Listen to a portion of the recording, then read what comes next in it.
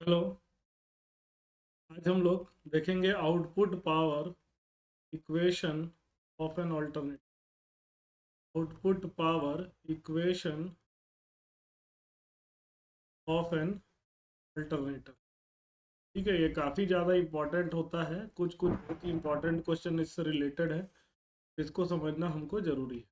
ठीक है, तो ऑल्टरनेटर का अगर हम लोग एक सिंपल लाइन डायग्राम देखेंगे तो ऑल्टरनेटर का जो जनरेटेड वोल्टेज होता है उसको हम लोग ईएफ कहते हैं। फिर उसका साथ में इम्पीडेंस होगा। ठीक है, ऑल्टरनेटर का इम्पीडेंस जेड एस, जो कि होता है R A plus J X S के बराबर। और फिर ये ऑल्टरनेटर हमारा जो है ग्रिड से कनेक्टेड रहता है, जिसको हम लोग इन्फाइनाइट बस बार बोलते हैं। ये इसको हम लोग रिप्रेजेंट करेंगे, जो इन्फाइनाइट बस बार का वोल्टेज है V T at an angle zero से रिप्रेजेंट करेंगे। जो जनरेटेड वोल्टेज होता है उसको E F at an angle delta से रिप्रेजेंट करेंगे।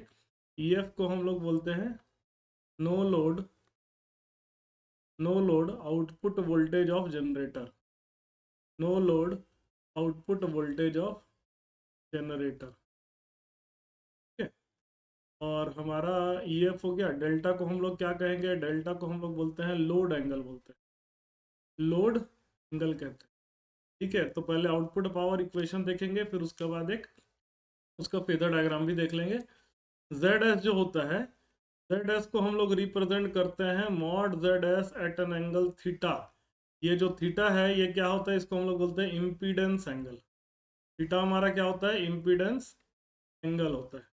ठीक है, टर्मिनल वोल्टेज हमारा VT हो गया। ठीक है, तो हम लोग अगर इसमें बात करेंगे current, armature current. Armature current कितना होता है? आर्मेचर करंट करे वोल्टेज का डिफरेंस, मतलब EF at an angle of delta minus terminal voltage at an angle of zero, whole divided by उसका impedance Z S mod Z S at an angle of theta हम लोग represent करेंगे। ठीक है, तो हमारा जो आउटपुट पावर होता है, जो हमारा आउटपुट पावर होता है, आउटपुट पावर, ये आउटपुट पावर किसके बराबर होता है? आउटपुट पावर ये हमारा होता है जिसको हम लोग एस से रिप्रेजेंट करेंगे। अपरेंट पावर हम लोग निकाल रहे हैं, तो आउटपुट पावर हमारा किसके बराबर हो जाएगा?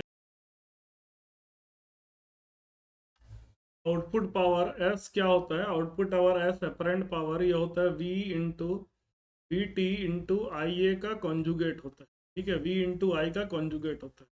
तो आउटपुट पावर ऐसा हो जाएगा, वी टी को हम लोग लिखेंगे mod V T at an angle of zero minus, sorry minus नहीं, मल्टीप्लाई आई ए का कॉन्जुगेट। आई ए का कॉन्जुगेट मतलब E F at an angle delta minus V T at an angle of zero, whole divided by mod Z S at an angle of theta. ठीक है, इसका conjugate.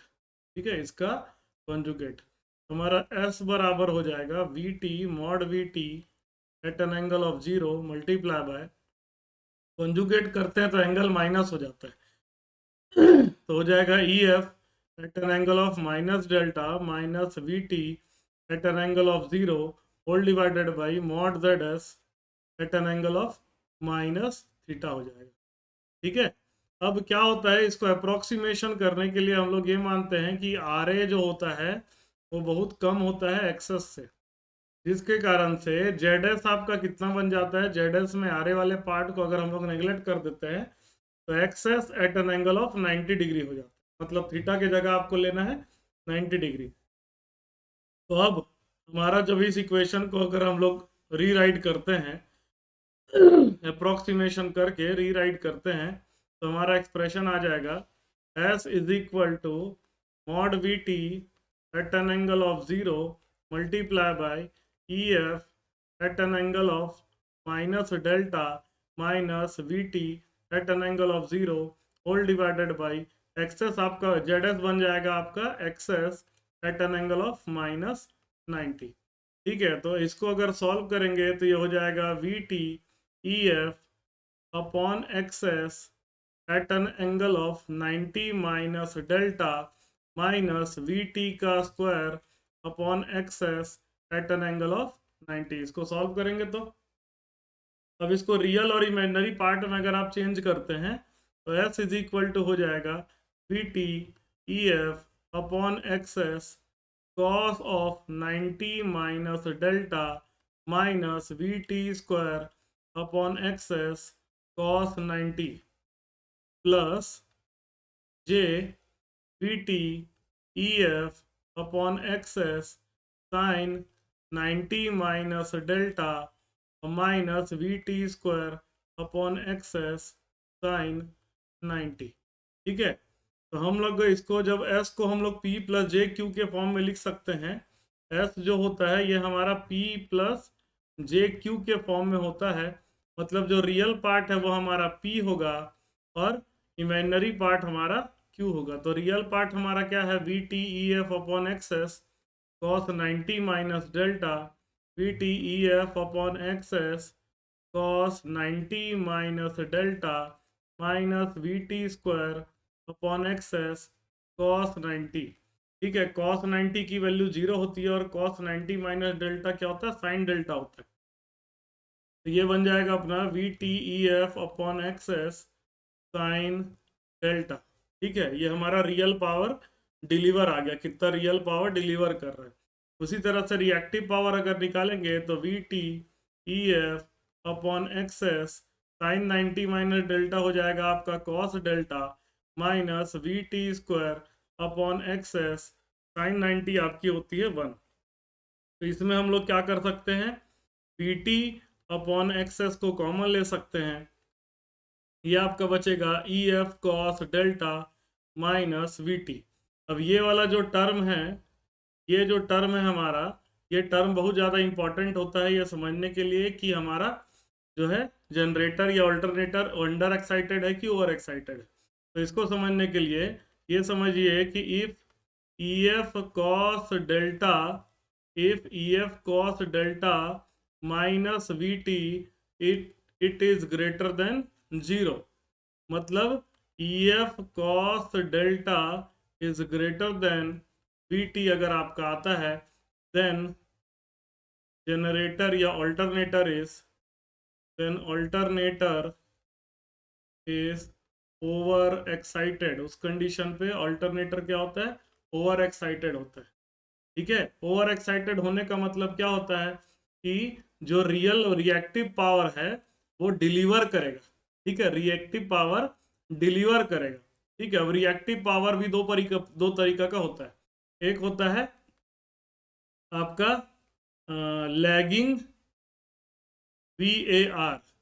Lagging V A R का मतलब क्या होता है, reactive power which is used by the system. Reactive power which is used by the system, उसको हम लोग बोलते हैं lagging VAR, lagging VAR system. ठीक है, और एक होता है reactive power which is given by the system. Reactive power which is given by the system is called leading VAR. समझे, लीडिंग वार जो सिस्टम डिलीवर कर रहा है, समझे, उसको लीडिंग वार बोलते हैं। समझे, देखो लैगिंग वार मतलब ये समझ लीजिए कि जो रिएक्टिव पावर मैग्नेटिक एनर्जी के फॉर्म में स्टोर होता है वो लैगिंग वार होता है। जो रिएक्टिव पावर इलेक्ट्रोस्टैटिक एनर्जी के फॉर्म में स्टोर होता है उसको लीडिंग वार बोलते हैं। तो ओवर एक्साइटेड केस में over excited alternator delivers lagging VAR को डिलीवर करता है and absorbs leading VAR. Leading VAR को क्या करेगा, वो एब्जॉर्ब करेगा। इसको इस तरह से याद रखेगा। ये ओवर एक्साइटेड कब होता है, ई एफ कॉस डेल्टा की वैल्यू जब वीटी से ज्यादा होता है तो ओवर एक्साइटेड का केस होता है।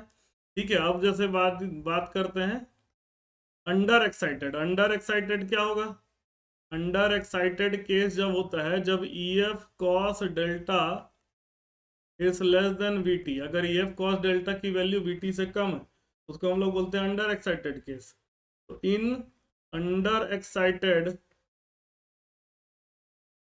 Case alternator absorbs lagging VAR को क्या करेगा, एब्जॉर्ब करेगा, एंड डिलीवर्स लीडिंग वार को क्या करेगा, डिलीवर करेगा। ठीक है। और तीसरा होता है जिसको बोलते हैं नॉर्मली एक्साइटेड केस में क्या होता है, नॉर्मली एक्साइटेड केस में alternator neither delivers nor absorbs leading और लैगिंग वार। ना लीडिंग वार को एब्जॉर्ब करेगा, ना लैगिंग वार को एब्जॉर्ब करेगा। तो ये केस है हमारा ओवर एक्साइटेड, अंडर एक्साइटेड और नॉर्मली एक्साइटेड के केस में।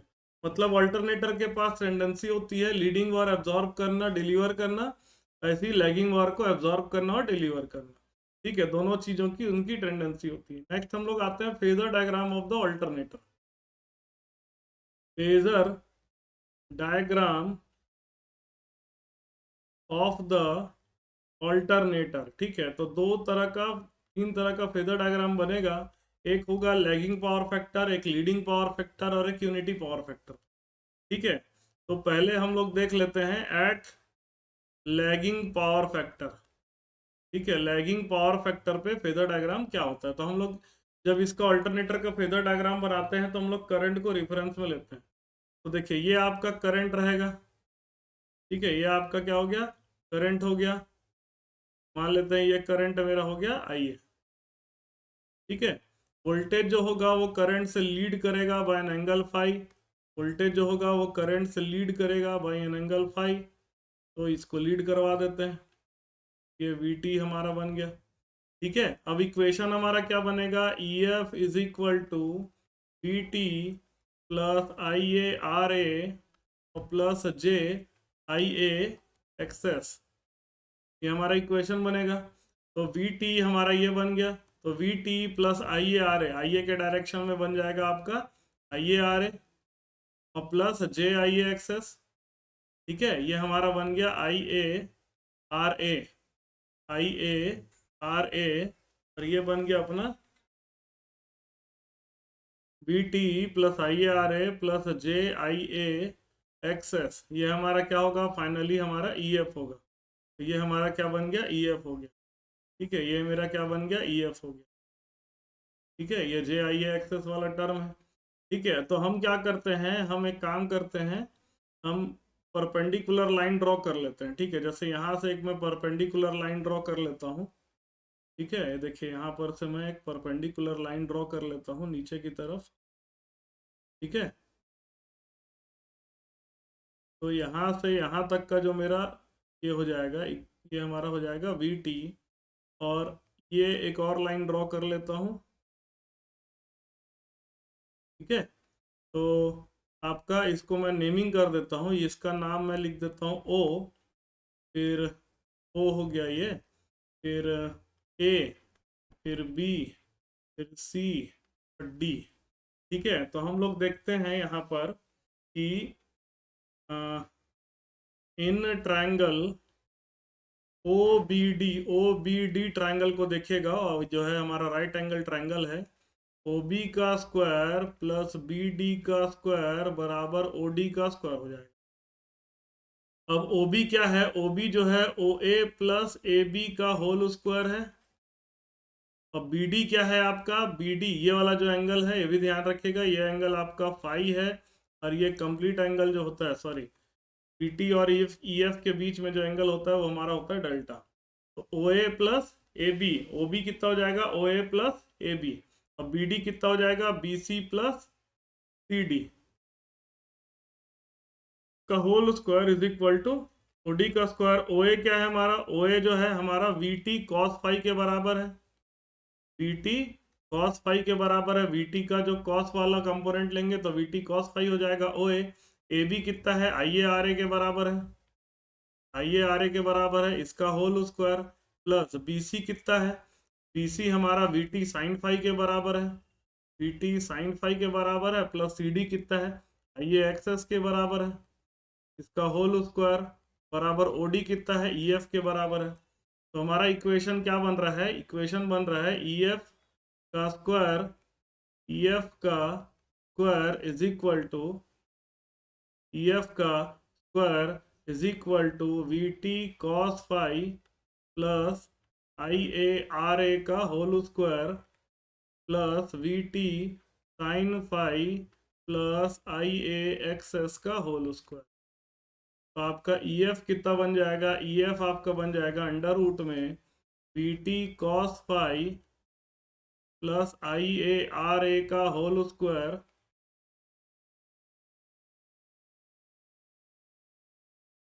और plus V T sine phi plus I A X S का होल स्क्वायर।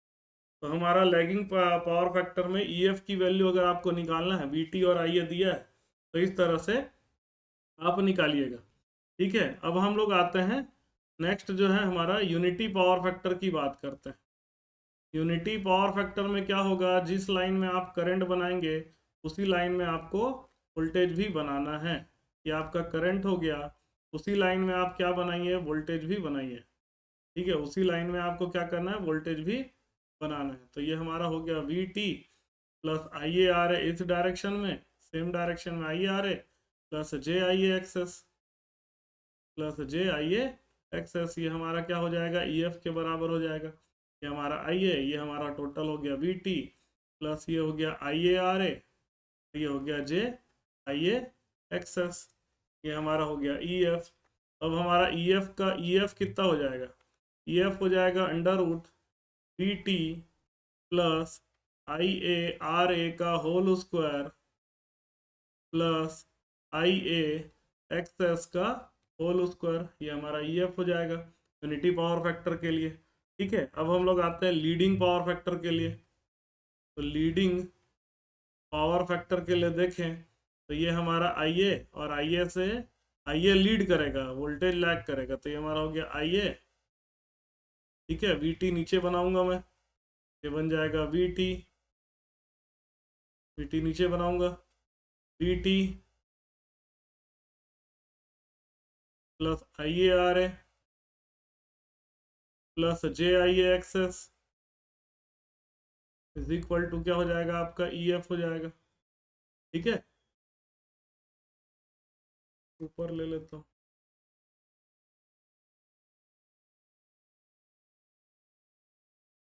ये आपका ई एफ हो जाएगा। ठीक है, तो ये हो गया आपका V T plus I A R A plus J I A X S. ठीक है, अब क्या करते हैं, कंपोनेंट ड्रॉ करते हैं। ठीक है, कंपोनेंट ड्रॉ करते हैं, तो यहाँ से एक परपेंडिकुलर लाइन खींचा। ठीक है, ये परपेंडिकुलर लाइन हो गया, एक यहाँ से यहाँ तक एक परपेंडिकुलर लाइन खींच देता हूँ। तो ये वाला जो भाग हो गया आपका पी टी, ये क्या बन गया आपका पी टी कॉस फाई के बराबर, पी टी कॉस फाई के बराबर, पी टी कॉस फाई के बराबर हो गया। ये हो गया आपका I A R A plus B T, यहाँ से यहाँ तक हो गया आपका वी टी साइन फाई। ठीक है, वी टी साइन फाई हो गया, और ये टोटल हो गया आई ए एक्सेस। अब इसको देखिए ओ ए बी सी, आपका यहाँ पर पाइथागोरस थ्योरम लगेगा, ओ ए का स्क्वायर प्लस ए बी का square is equal to O A का स्क्वायर, सॉरी ओ बी का स्क्वायर, ओ बी का स्क्वायर प्लस बी सी का square is equal to O C का square. O B को क्या लिख सकता हूँ, O A plus A B का होल स्क्वायर लिख सकता हूँ, और बी सी को क्या लिख सकता हूँ, बी सी को मैं लिख सकता हूँ, बी सी को मैं लिख सकता हूँ D C minus B C का whole square, D C minus B C का whole square is equal to O C का स्क्वायर।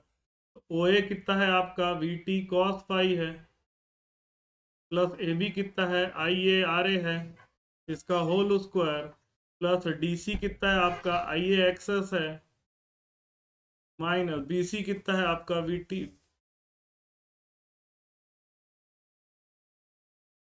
सॉरी DC माइनस DB होगा ये, DC माइनस, तो DB कितना हो जाएगा, BT साइन फाई के बराबर हो जाएगा, इसका whole square is equal to OC का स्क्वायर। स्क्वायर को हम लोग ऐसा चीज थोड़ा मैनिपुलेट कर सकते हैं, तो आपका यहाँ पर इक्वेशन बन जाएगा EF is equal to under root BT cos phi plus IA का होल स्क्वायर और plus BT sine phi minus IA का होल स्क्वायर।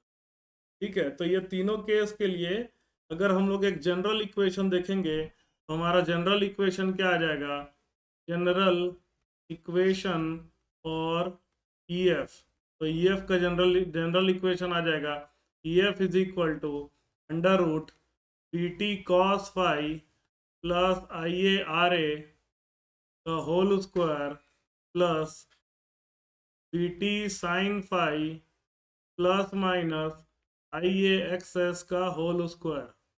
प्लस साइन जो होगा आपके लिए होगा लैगिंग PF के लिए,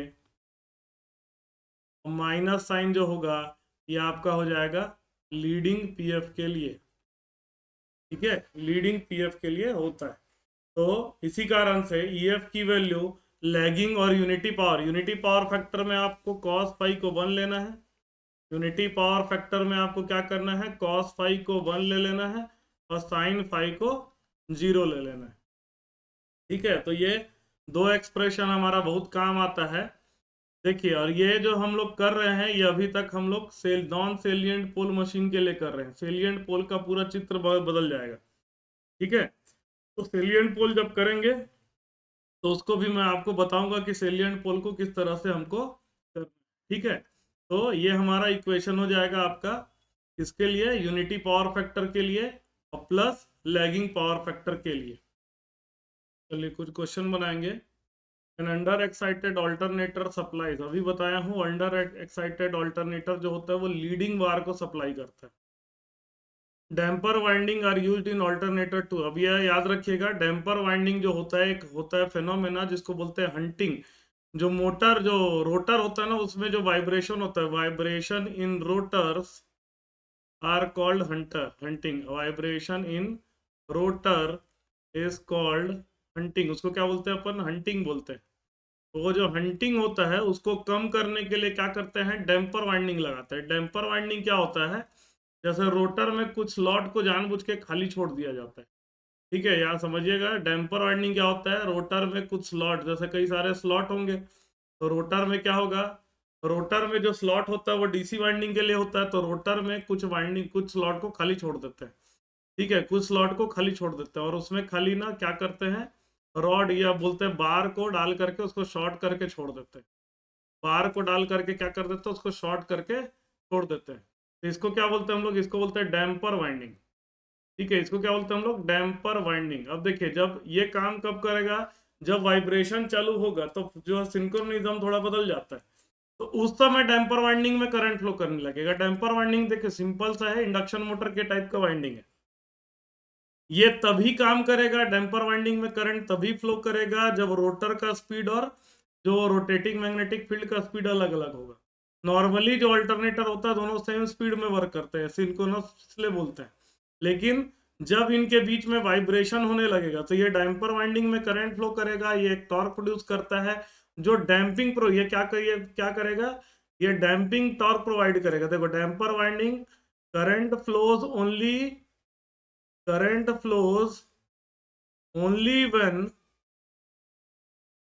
there is no synchronism, इसमें सिंक्रोनिज्म नहीं होगा। सिंक्रोनिज्म मतलब नहीं होना, मतलब क्या हो गया, रोटर का स्पीड और आपका रोटेटिंग मैग्नेटिक फील्ड का स्पीड अलग अलग हो जाएगा, तो रोटर में सिंक्रोनिज्म नहीं आएगा, तो इसमें करंट फ्लो करने लगेगा।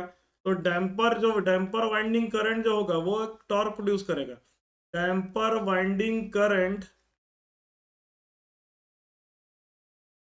प्रोड्यूस टॉर्क, ये क्या करता है, एक टॉर्क प्रोड्यूस करता है, जो क्या करता है, डैम्पिंग टॉर्क प्रोवाइड करेगा जो वापस उसको सिंक्रोनिज्म में लाएगा, कुछ वाइब्रेशन वगैरह होगा उसको भी खत्म कर देता है। ये डैम्पर वाइंडिंग की खासियत होती है हंटिंग को प्रिवेंट करने का काम करता है। ठीक है, अगला आता है the alternator driven by dash do not have a tendency to hunt. ठीक है, अल्टरनेटर जो वाटर टरबाइन स्टीम टरबाइन से चलता है, समझे, जो बहुत हाई स्पीड, जिसका प्राइम मूवर का स्पीड बहुत ज्यादा रहेगा, प्राइम मूवर का पावर ज्यादा रहता है, तो उसमें हंटिंग नहीं होती है। डीजल वगैरह में हंटिंग होती है। ठीक है, जहां पर कंटिन्यूस सप्लाई नहीं हो सकता। The rating of an alternator is expressed in kilowatt में एक्सप्रेस करते हैं ऑल्टरनेटर की रेटिंग को। अगला, 3 फेज 16 पोल ऑल्टरनेटर है स्टार कनेक्टेड वाइंडिंग। देखिए, पोल की संख्या है 16, स्टार कनेक्टेड वाइंडिंग है, टोटल 144 स्लॉट है। ठीक है, और 10 कंडक्टर पर स्लॉट। तो टोटल नंबर ऑफ कंडक्टर की बात करें तो ये 144 इंटू 10 हो जाएगा, तो 1440 आ जाएगा। फ्लक्स पर पोल आपको दिया हुआ है, देखिए टर्न जो होता है उसका आधा हो जाएगा, नंबर ऑफ टर्न कितना हो जाएगा, 720 हो जाएगा टर्न। ठीक है, फ्लक्स पर पोल दिया हुआ है आपको 30 मिली वेबर दिया हुआ है, मतलब 30 इंटू 10 का power -3, sinusoidally distributed and the speed is, speed आपको दिया हुआ है 375 RPM. The frequency of generated EMF, frequency पूछा है, तो फ्रीक्वेंसी तो डायरेक्ट निकल जाएगा, बाकी सारे डेटा का कोई मतलब नहीं होता। फ्रीक्वेंसी हो जाएगा पी एन अपॉन 120 होता है फ्रीक्वेंसी। पी की वैल्यू 16 है, एन की वैल्यू 375 है अपॉन 120। इसको मैं कर देता हूँ कैलकुलेटर से।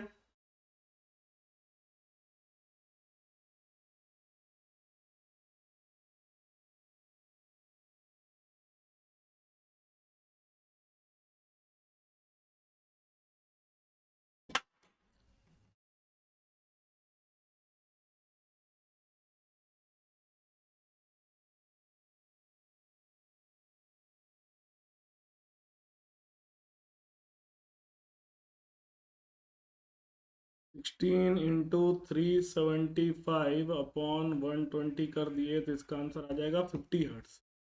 कितना आ जाएगा आंसर, 50। ठीक है, चलिए नेक्स्ट क्वेश्चन है, in the above question the line EMF is, line EMF में अब हमको बाकी सब चीज़ों की जरूरत पड़ेगी। तो ईएमएफ का फॉर्मूला होता है 4.44 F5 into N into T होता है ना, यही होता है फॉर्मूला, पहले भी बता चुका हूँ। ठीक है, पहले भी आपको मैं वो ईएमएफ इक्वेशन बता चुका हूँ। ईएमएफ इक्वेशन कितना होता है देख लेते हैं पीछे।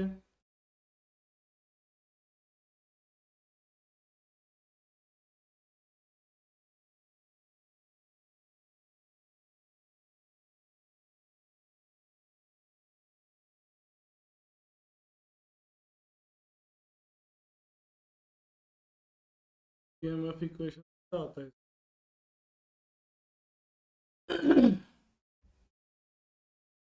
देखिए, 4.44 के पी इंटू के D into F into five into T. ठीक है, तो के पी इंटू के डी हमको निकालना पड़ेगा, निकाल लेते हैं।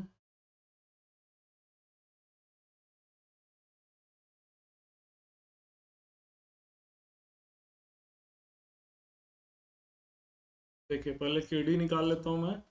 के डी क्या होता है, के डी होता है M sine delta, M sine gamma by 2 upon sine M gamma by 2 होता है ना। तो गामा पहले निकाल लेते हैं, गामा होता है 180 अपॉन स्लॉट पर पोल।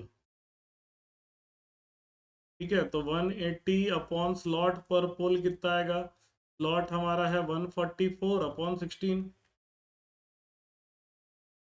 ये आ जाएगा आपका 144/16, पहले कर देता हूँ, ये 9 आएगा, 180 तो ये आ जाएगा आपका 180/9, 20 आ जाएगा, 20 डिग्री। तो के डी आपका कितना आ जाएगा, एम, एम क्या होता है, स्लॉट पर पोल पर फेस, स्लॉट पर पोल पर फेस होता है ना। तो स्लॉट पर पोल मेरा आया था 9, पर फेस 3 फेस है तो 3 आ जाएगा। हमारा के डी हो जाएगा M 3 into sine 10 upon sine 3 into 10। ये हो जाएगा आपका 3 इंटू साइन 10 अपॉन साइन 30,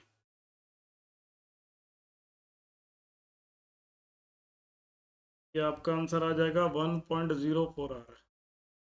ठीक है, 1.04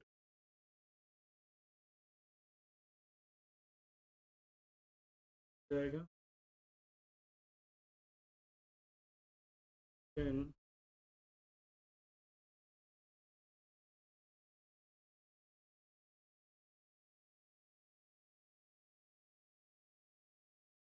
ठीक है, 1.04 आ रहा है आपका।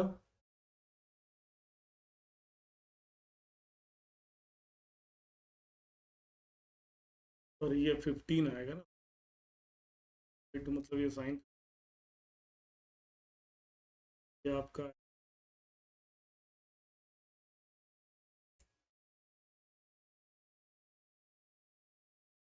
D equal to M, M मतलब 3 साइन गामा आपका 20/2 कौन साइन 3 × 20/,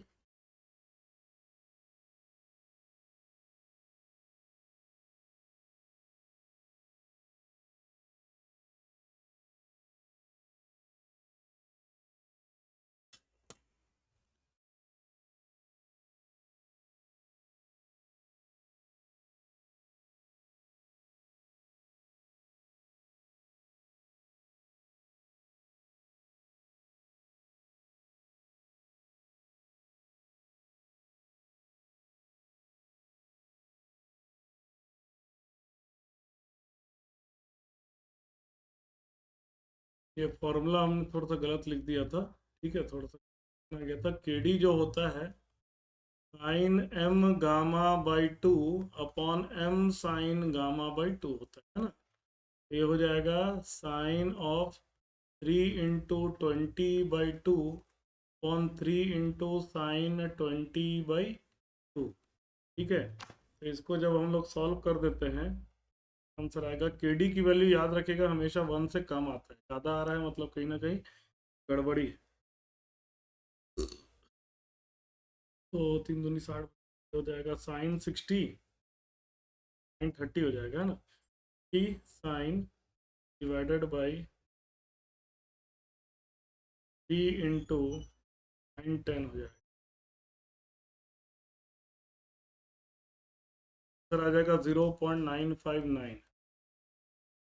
ठीक है, इसमें के डी भी होता है मल्टीप्लाई, तो हम लोग अब इसकी वैल्यू पुट कर देते हैं। ई आ जाएगा 4.44 इंटू फ्रीक्वेंसी मेरा आया था 50, आई की वैल्यू है 30 मिली वेबर, मतलब 30 × 10⁻³ है ना, n नहीं लगता इसमें। ठीक है, टी की वैल्यू आपकी है 720 है ना, और के डी की वैल्यू आपकी आई 0.959। अब कर देते हैं 4.44 into 50 into 30 into 720 to 0 point, जो आंसर है